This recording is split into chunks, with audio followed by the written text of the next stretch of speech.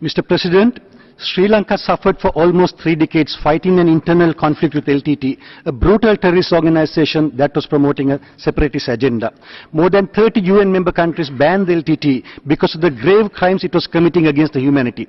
LTT was the first terrorist organization to use suicide cadres to kill thousands of innocent civilians, and they were also notorious for using child soldiers in battle.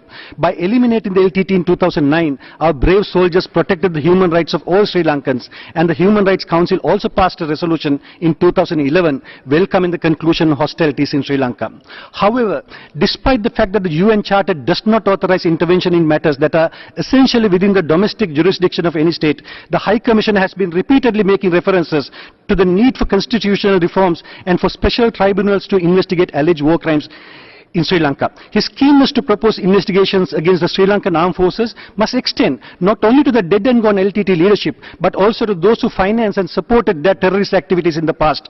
The LTT's international network and the local and Tamil Nadu politicians who actively support the LTT should also be held accountable for the thousands of lives lost in Sri Lanka over the last 30 years. They have blood in their hands, and they should not be allowed to act as champions of human rights now. The promotion and protection of all human rights should be guided by the principles of impartiality, objectivity and non-selectivity. We therefore request the Office of High Commissioner not to behave in an unfair, unjust and inequitable way with regard to Sri Lanka compromising the UN Charter.